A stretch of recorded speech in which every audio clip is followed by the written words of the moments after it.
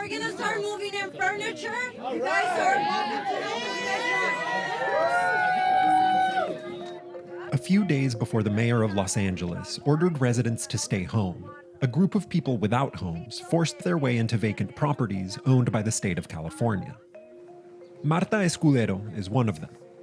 When her neighborhood became too expensive for her to afford with her job as an elder care worker, she and her daughters resorted to couch surfing with friends and family. It's really unfair, inhumane, immoral to have these vacant houses sitting while there's people that are potentially dying on the streets and could spread the virus quicker if they don't have secure housing to quarantine to. Are you doing this to take care of your immediate needs? Are you doing it as a political act? Is it both? To me, it's both. To keep our distance, we chose not to enter the house and instead gave Marta a camera so she could give us a tour. Hello. This is where we live. We have the house rules here.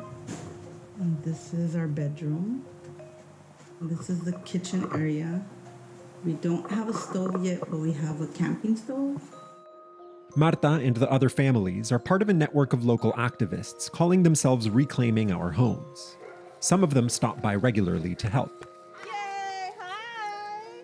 So today we're checking in on all the yards, but then at the same time we're also keeping an eye on the street, making sure there's not unnecessary police presence and that none of the reclaimers are being harassed. There's no real way to social distance or to shelter in place if you don't have a shelter to begin with. The vacant houses in question are in El Sereno, a working-class, majority Latino neighborhood in East LA. And they've been the subject of controversy since well before the pandemic. Houses are actually owned by the state transit authority, Caltrans.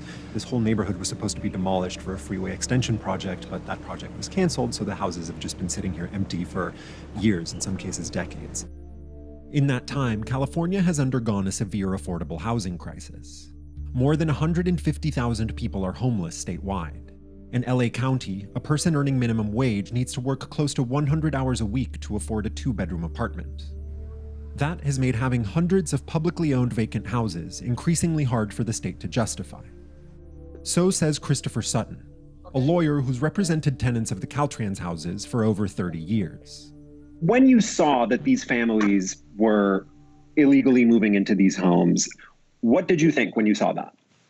Well, as a lawyer, I never advise people to break the law, but I knew politically that it was going to draw attention to the fact that there's all of these empty properties and that Caltrans is doing nothing to address the affordable housing problem or to address the problem that people on the street may die of the COVID-19 virus. The governor can direct them to immediately adopt emergency regulations that implement the governor's goal of providing affordable housing.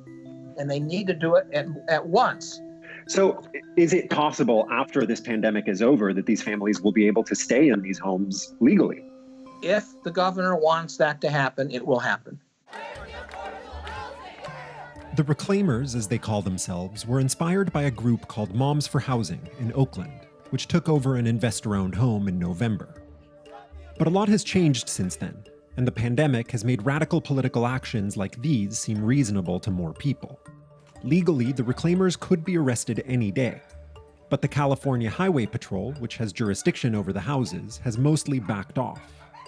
So has Caltrans, which said in a statement only that it's aware of the situation and currently in discussions about what to do with the properties. Still, that doesn't mean everyone is happy with the new residents. In fact, some of the people who are most unhappy live right next door. It hasn't existed since 2012. A few of them interrupted us while we were interviewing Marta, but none were willing to give us interviews on camera. So then, So you have your neighbor yelling at you right now, calling you a squatter. Yes. What do you say to your neighbors who object to the fact that you're living in this house? that I feel that everyone in California has the right to be able to have safe housing.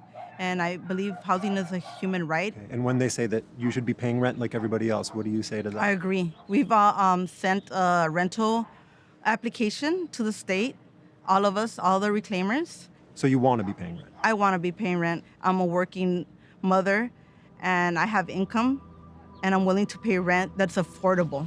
If the government's not doing enough, then the community has to come together and provide those solutions for ourselves to save our lives.